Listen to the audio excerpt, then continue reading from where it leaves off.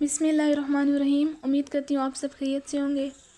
Chemistry with MM में आज का हमारा न्यू टॉपिक होने वाला है फंडामेंटल्स ऑफ केमिस्ट्री से, और इसमें हम अपने बहुत सारे बेसिक और इम्पोर्टेंट टॉपिक को डिस्कस करने जा रहे हैं। So let's start our lecture. हमारा फर्स्ट टॉपिक है chemical formula. A chemical formula uses symbols and numbers to show the element present in a substance and the ratio of their atoms. Chemical formula basically samples को use करता है। किसी भी element के sample को हम use करते हैं, उस सब्सटेंस के अंदर जो एलिमेंट पाया जाता है और उस एलिमेंट के सैम्पल को हम यूज़ करते हैं ताकि हम ये बता सकें कि इसमें जो एटम्स हैं उन एटम्स की रेशो क्या है। केमिकल फार्मूला बेसिकली 3 टाइप्स में होता है। एक होता है एम्पेरिकल फार्मूला, दूसरा है मॉलिक्यूलर फार्मूला और तीसरी टाइप हमारे पास आती है फार्मूला यूनिट। तो हर एक 1 बाय 1 डिस्कस करते हैं। पहला हमारे पास एम्पेरिकल फार्मूला आता है। एम्पेरिकल फार्मूला को हम सिंपलेस्ट फार्मूला भी कहते हैं या सिंपल फार्मूला भी कह सकते हैं। The simplest whole number ratio of the atoms of each element in a compound.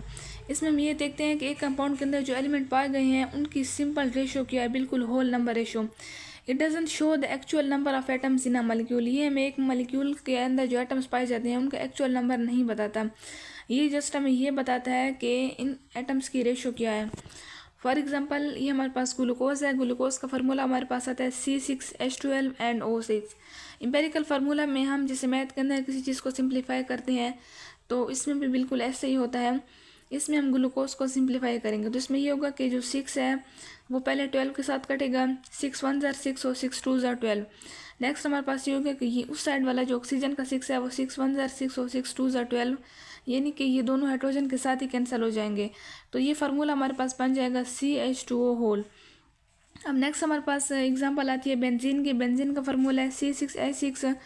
इसके 6 और 6 आपस में कैंसिल हो जाएंगे तो ओनली CH रह जाएगा। तो ये बेंजीन का एम्पेरिकल फार्मूला है। इसमें हम ये कि हम कैसे फाइंड कर सकते हैं कि इसमें ये होता है कि divide the subscripts bye there greatest common factor. जो ग्रेटेस्ट कॉमन फैक्टर होता है इसमें अब इनका जो ग्रेटेस्ट कॉमन फैक्टर है वो 12 है।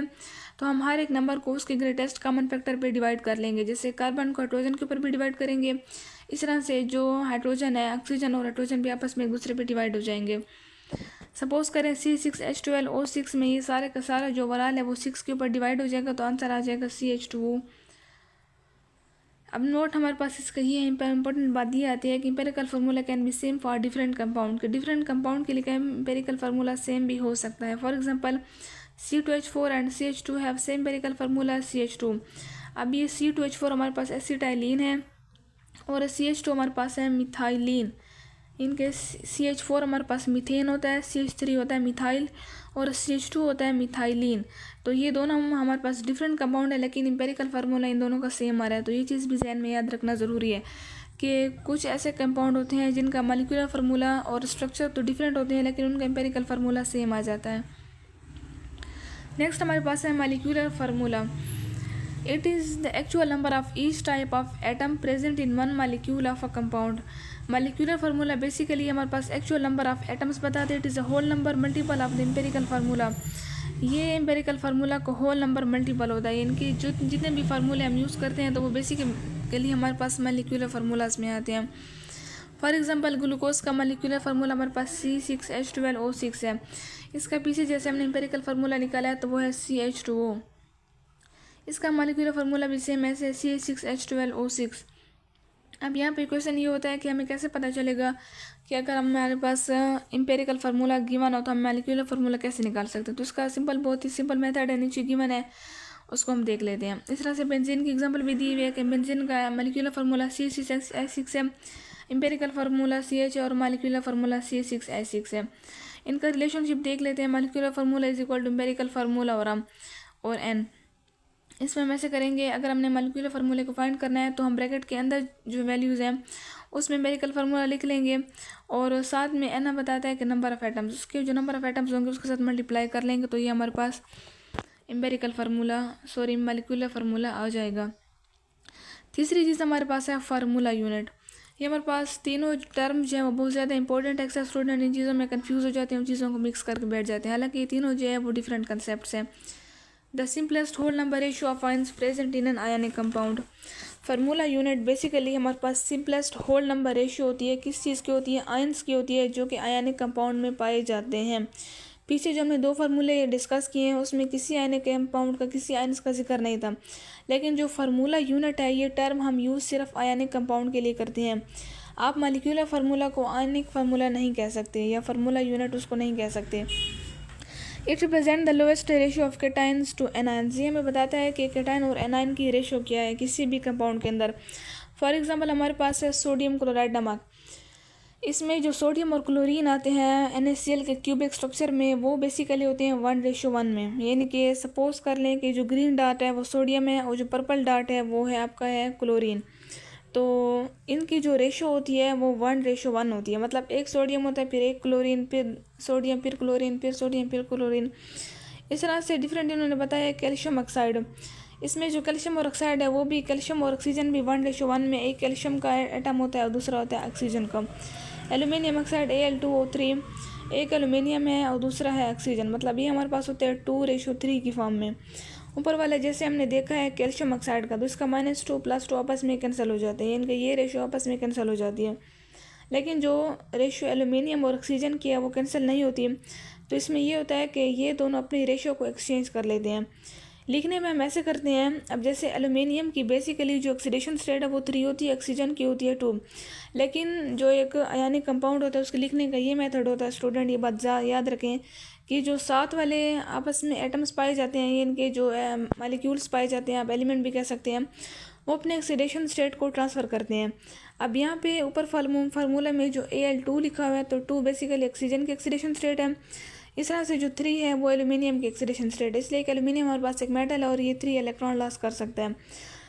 लेकिन जब हम इनकी रेशो लिखेंगे तो रेशो में भी हम इनको ऐसे ही लिखेंगे 2:3। तो बस ये चीज़ें समझने वाली थी।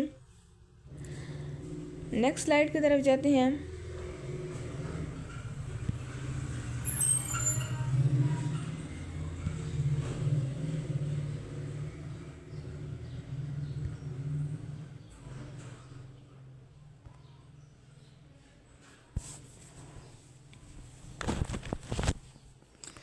नेक्स्ट इसका एस्पेक्ट देख लेते हैं कि एम्पिरिकल फार्मूला, मॉलिक्यूलर फार्मूला और फार्मूला यूनिट। इसमें सेम यही चीज़ें हैं जो पीछे आपको पढ़ाई गई हैं।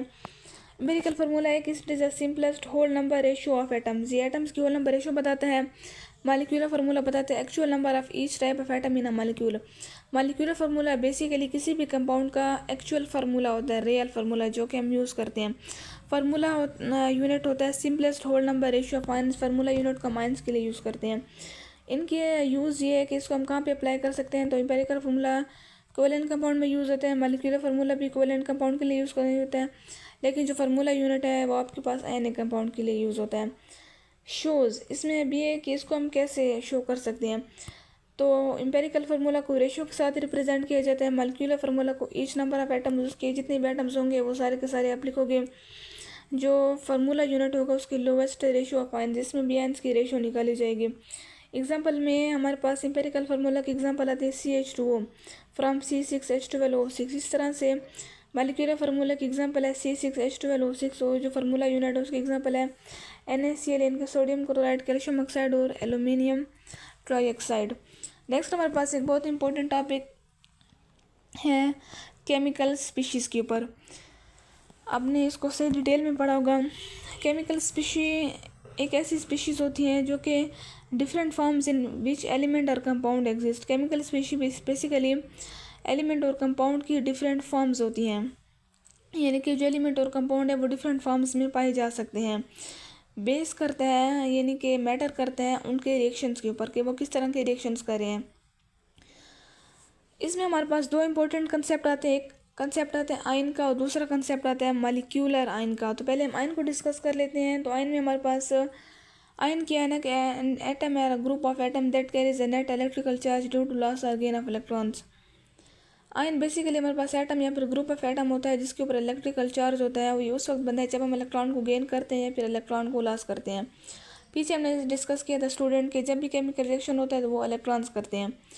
तो जब कोई भी मेटल या कोई भी एलिमेंट अपने इलेक्ट्रॉन को लॉस करता है या गेन करता है तो वो बेसिकली एक आयन बना लेता है। इसमें 2 डिफरेंट टर्म्स है। एक टर्म है कैटायन की और दूसरी टर्म है एनायन की। कैट आयन को पॉजिटिव आयन कहते हैं और एन आयन को नेगेटिव आयन कहते हैं। Cation formed by loss of one और मोर इलेक्ट्रॉन्स। कैट आयन उस वक्त बनता है जब एक से ज़्यादा इलेक्ट्रॉन लॉस होते हैं। इट इज़ पॉजिटिवली चार्ज, जिसकी एग्जांपल है sodium ion, sodium, calcium, aluminium, ammonium. Sodium और कैल्शियम की देख लेते हैं।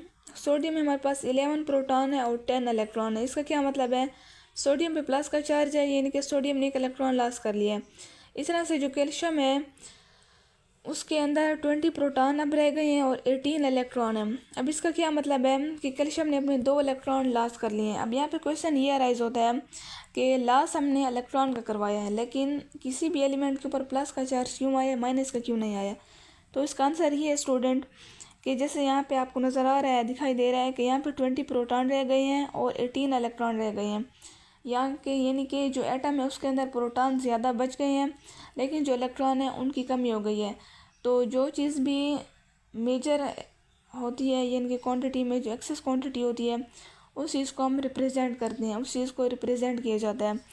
तो इस तरह से जो 2 उसके इलेक्ट्रॉन चले गए हैं, यानी कि 2 प्लस का मतलब भी है कि उसने 2 इलेक्ट्रॉन लॉस कर लिए हैं। अब किसी भी उस एटम के अंदर 2 प्रोटॉन जो है वो ज़्यादा हो गए हैं।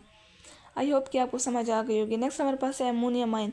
इस तरह से कुछ आयन्स होते हैं जो कि कम्प्लेक्स की फॉर्म में पाए जाते हैं, उसको आप सिंपल उसका सिंबल लिख के रिप्रेजेंट नहीं कर सकते, इनको हम कहते हैं कि कम्प्लेक्सेस। इसको आप चिलेट कम्प्लेक्सेस भी कह सकते हैं, सिंपल कम्प्लेक्सेस भी कह सकते हैं। चिलेट कम्प्लेक्सेस बेसिकली जो कोऑर्डिनेशन कंपाउंड होते हैं वो बनाते हैं। ये हमारे पास सिंपल कंपाउंड है तो ये हमारे पास सिंपल कम्प्लेक्सेस बनाएंगे। ये हमारे पास NH4 है, इसमें जो एक हाइड्रोजन है वो यहाँ पे शायद मिसिंग है, ये इनके हाइड्रोजन अपने पूरे ही लिखने हैं 4। तो यहाँ पे NH4 है और यहाँ पे जो प्लस का साइन है उसको हमने ब्रैकेट के बाहर लगा लिया है।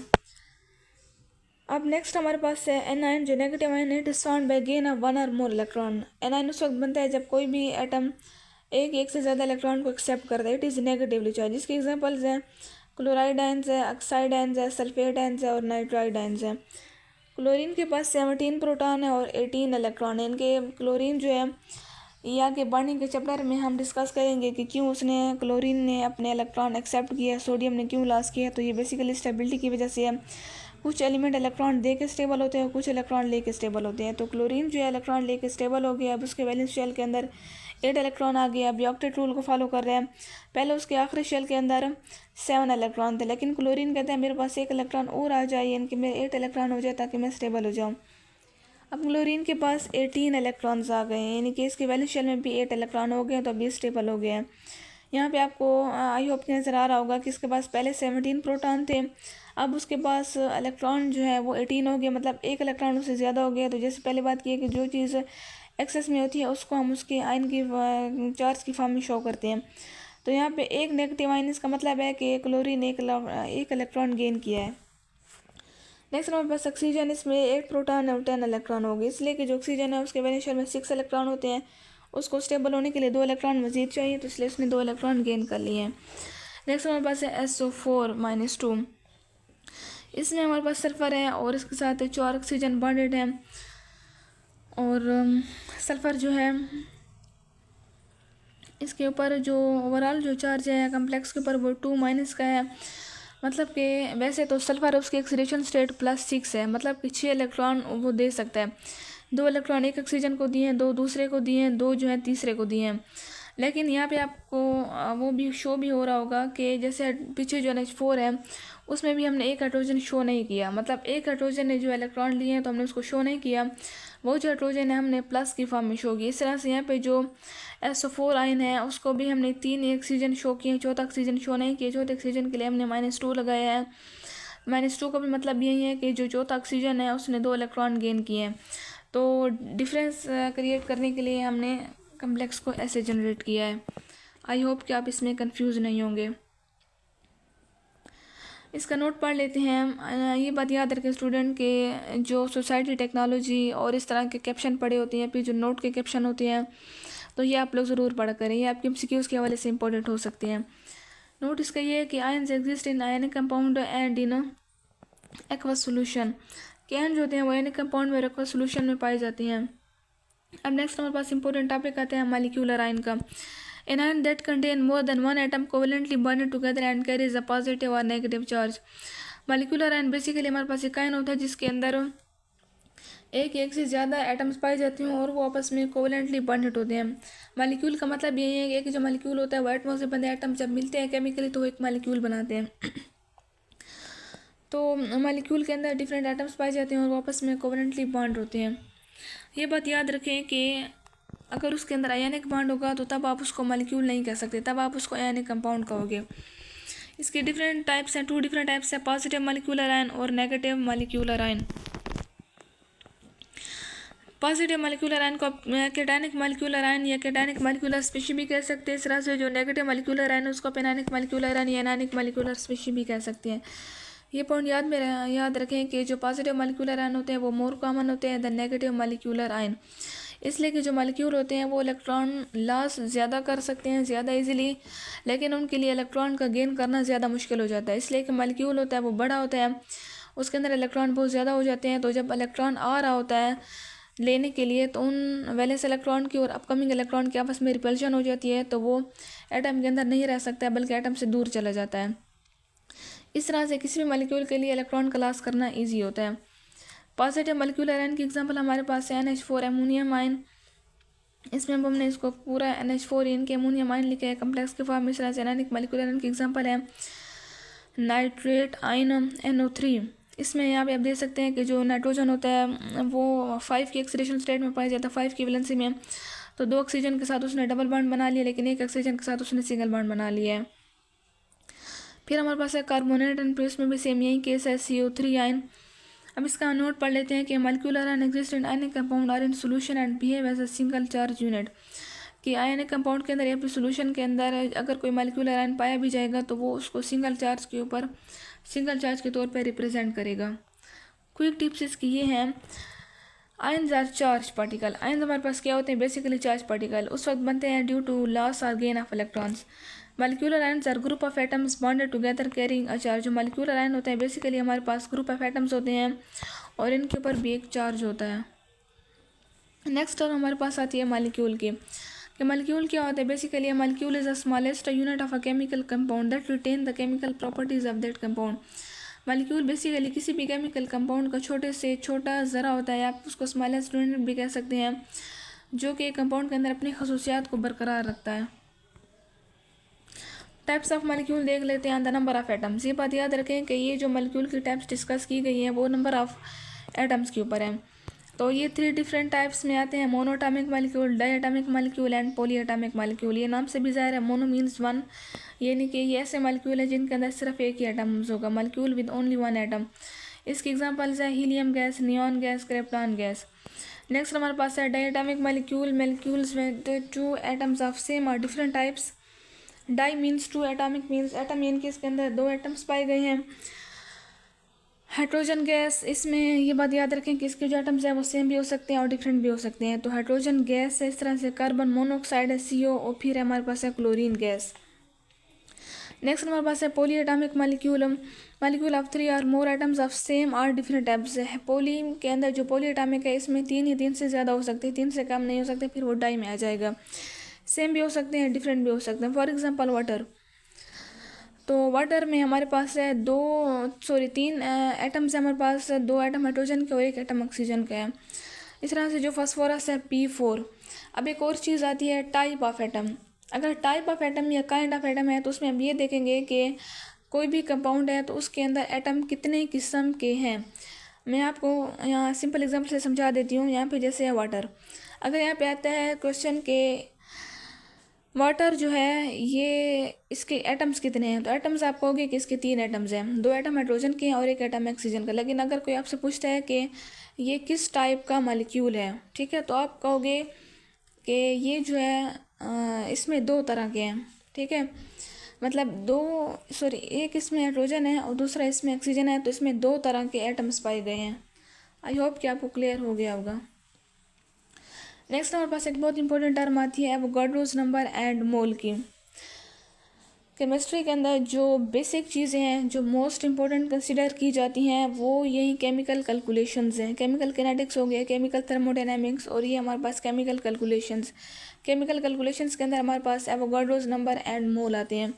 तो ये मोस्ट इंपॉर्टेंट टॉपिक है, एमसीक्यूज़ के हवाले से, एग्ज़ाम्स के हवाले से इसको आपने बहुत अच्छे तरीके से समझना है। पहले हम ये देख लेते हैं कि मोल को हम काउंटिंग यूनिट भी कहते हैं। जैसे हम बाज़ार में कोई भी चीज़ लेने जाते हैं तो हम उसको काउंट करते हैं। सपोज़ करें जैसे हम सैंडल ख़रीदते हैं तो वो सैंडल पेयर की फॉर्म में होते हैं 2। इस तरह से अगर हम बनाना ख़रीदें तो वो 12 होते हैं, इनके डोजन की फॉर्म में आते हैं। तो बिल्कुल इस तरह से लैब्स के अंदर जैसे हम केमिकल यूज़ करते हैं तो उन केमिकल को भी नाप किया जाता है, उनकी क्वांटिटी ली जाती है, उनकी अमाउंट ली जाती है। तो इन्हीं केमिकल को नाप करने के लिए जो टर्म हम यूज़ करते हैं उसको कहते हैं मोल।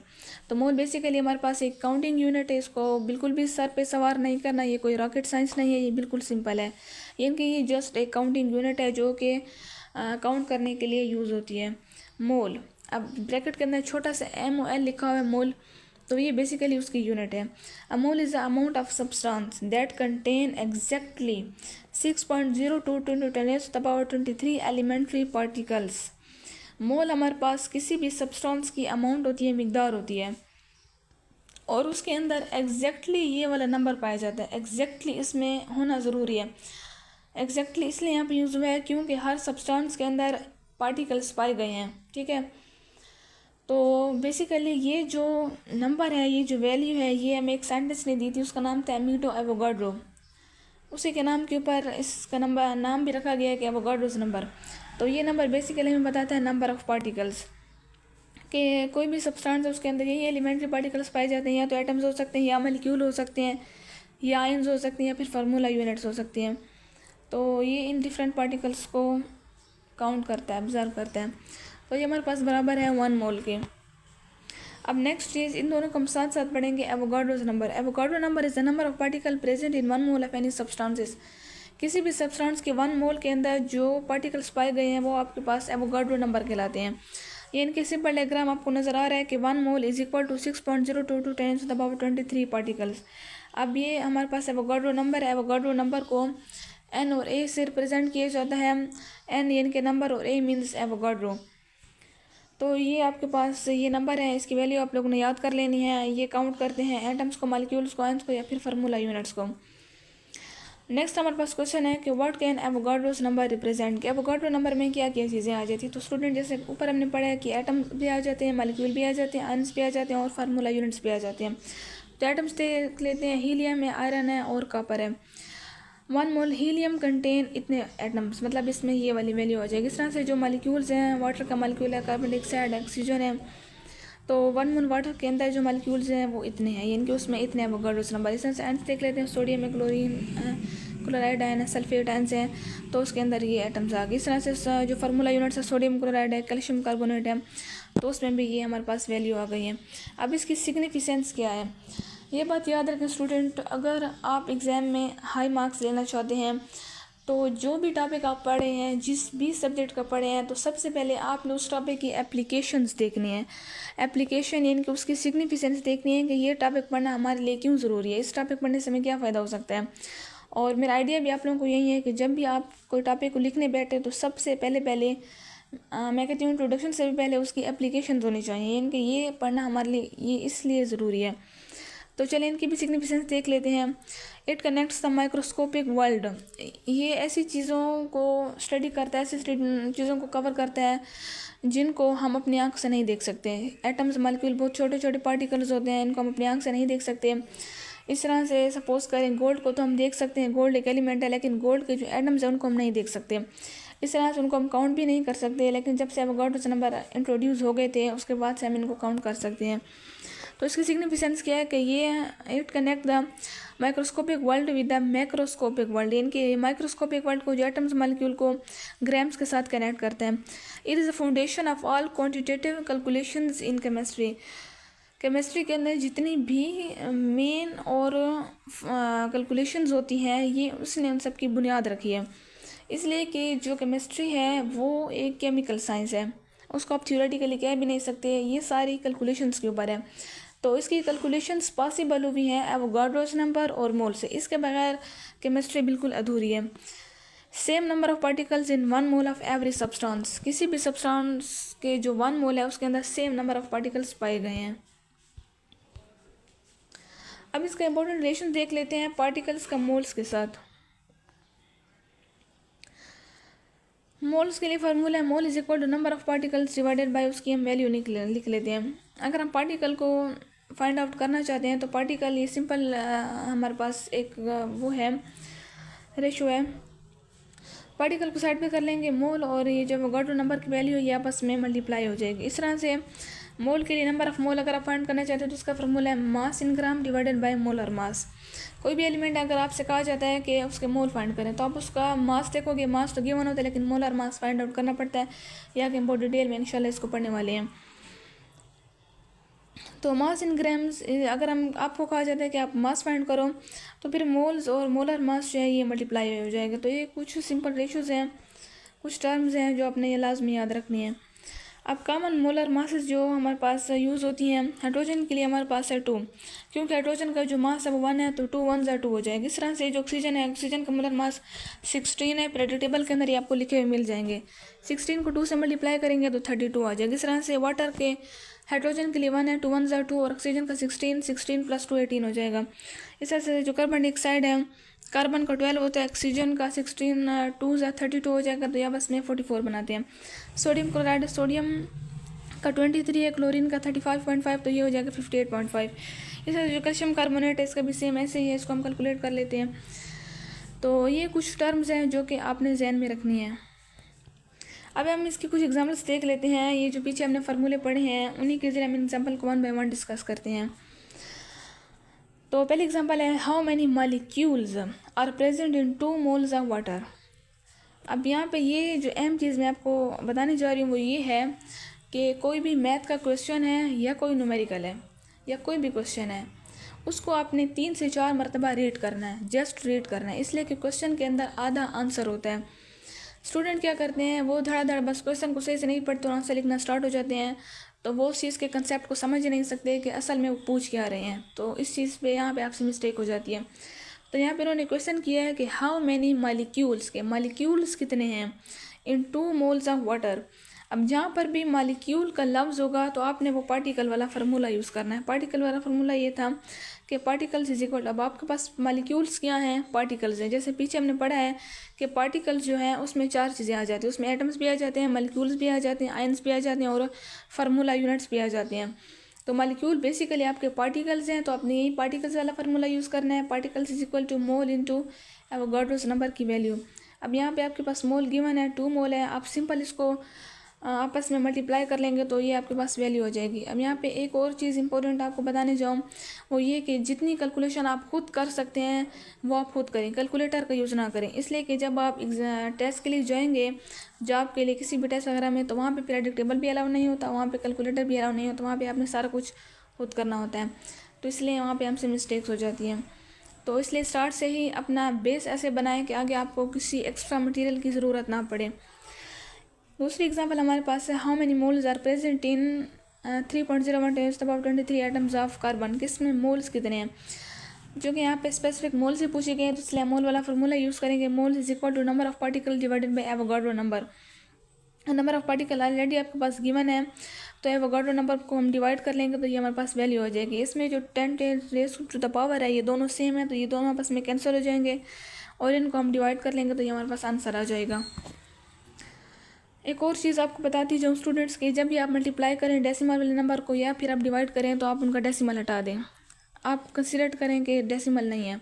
जब आपकी सारी कैलकुलेशन हो जाए उसके बाद आप डेसिमल लगाएं। यहाँ पे जो है डेसिमल 1 प्लेस के बाद, जैसे 3 के बाद डेसिमल है तो आंसर में आप मतलब उसका जो पहला इंटीजर होगा उसके बाद आप डेसिमल लगा लें। नेक्स्ट हमारे पास how many atoms are present in 0.25 mole of helium, के है हमारे पास 0.25 मोल है हीलियम्स के, तो उसमें पार्टिकल्स कितने हैं। तो दोबारा वही फार्मूला है मोल 0.25, उसको हम उसके जो एवोगाड्रो नंबर के साथ मल्टीप्लाई कर लेंगे तो ये हमारे पास उसके एटम्स आ जाएंगे। नेक्स्ट देख लेते हैं कि find the number of atoms in 0.25 mole of helium, के हीलियम कितने मोल्स के अंदर नंबर ऑफ पार्टिकल्स या सॉरी नंबर ऑफ एटम्स कितने हैं। तो दोबारा वही फार्मूला है जो जितने भी पार्टिकल्स एटम्स आयंस या मालिक्यूल उन सब के लिए फार्मूला हमने सेम यूज़ करना है। तो इन दोनों को मल्टीप्लाई कर लेंगे तो इसका आंसर आ जाएगा। अब नेक्स्ट चीज़ हमारे पास है जो कि अक्सर आते रहते हैं 9, 10 जो आपके बेसिक है उसमें ऑलमोस्ट ये न्यूमेरिकल आता है कि नंबर ऑफ मोल्स फाइंड करें या फिर मास फाइंड करें। How many moles are present in 36 grams of water. आप अपने मोल फाइंड करने हैं तो सिंपल फार्मूला लगा लेंगे, mole is equal to mass in gram divided by molar mass. तो मास आपके पास ऑलरेडी गिवन है जो कि 36 ग्राम है, मोलर मास आप इसका फाइंड आउट करेंगे खुद ही। वाटर के लिए इसका फार्मूला लिखेंगे, हाइड्रोजन का मास 1 होता है तो 2 मल्टीप्लाई हो जाएगा, 2 1 2। ऑक्सीजन का इसके साथ प्लस हो जाएगा तो 16 + 2 18। तो ये आपके पास आ जाएगा ग्राम्स पर मोल। ये बात याद रखें स्टूडेंट के यूनिट लिखना आपने नहीं भूलना है, यूनिट के अलग से मार्क्स होते हैं। यहाँ पे ग्राम्स और ग्राम्स आपस में कैंसिल हो जाएंगे, हमारे पास मोल रह जाएगा। तो उन्होंने मांगा भी है यहाँ कि मोल फाइंड आउट करें, तो हमारा आंसर आ गया 2 मोल। नेक्स्ट हमारे पास है calculate the number of molecules in 18 grams of water. के 18 ग्राम्स वाटर के अंदर नंबर ऑफ मॉलिक्यूल्स कितने हो सकते हैं। तो ये हमारे पास इसके 2 स्टेप्स में है इसका। तो स्टेप 1 है moles. Moles is equal to 18 gram divided by 18 gram per mole. मास भी उसका 18 ग्राम है और जो मोलर मास है वाटर का वो भी 18 ग्राम है, तो मोल हमारे पास आ जाएंगे 1। ठीक है। अब दूसरे स्टेप के अंदर हमने मालिक्यूल फाइंड करने हैं, तो मालिक्यूल फाइंड करने का फॉर्मूला है molecule is equal to mole divided by mole multiplied by Avogadro number. तो मोल उसके 1 है, एवोगाड्रो नंबर के साथ मल्टीप्लाई कर लेंगे, 1 के साथ मल्टीप्लाई कर बिल्कुल सेम वही वैल्यू आ जाएगी। MCQs के लिए टिप्स आप लोग देख लें स्टूडेंट्स कि 1 मोल के अंदर इतने पार्टिकल्स होते हैं, एवोगाड्रो नंबर की ये वैल्यू है। मास का फॉर्मूला है, मास को अगर हम मोल्स में कन्वर्ट करना चाहते हैं तो मास और मोलर मास डिवाइड हो जाएगा। इस तरह से mole into particles is equal to moles of ये वैल्यू मल्टीप्लाई हो जाएगी। इंपॉर्टेंट नोट्स इसमें ये है कि same number of particle in 1 mole of every substance. हर मोल का फॉर एग्जांपल हाइड्रोजन है, हीलियम है, कोई आयनिक कंपाउंड है, कोई गैस है, जो भी है उसका अगर आप 1 मोल लेते हैं तो उसके अंदर जो नंबर ऑफ पार्टिकल्स होते हैं वो सेम होंगे। द पार्टिकल जो है वो एटम्स भी हो सकते हैं, मॉलिक्यूल्स भी हो सकते हैं, आयंस भी हो सकते हैं और फार्मूला यूनिट्स भी हो सकते हैं। Use to convert between microscopic and macroscopic quantities. इनके ये इसकी इम्पोर्टेंट है, इसकी सिग्निफिकेंस है कि ये इन दोनों को आपस में कनेक्ट करता है। तो चले यहाँ पे आज की हमारी डिस्कशन ख़त्म हुई है स्टूडेंट। होपफुल कि आपको समझ आई होगी। मिलते हैं नए लेक्चर में नई वीडियो के साथ, तब तक के लिए अपना ख्याल रखिएगा। Thank you so much. अल्लाह हाफिज़।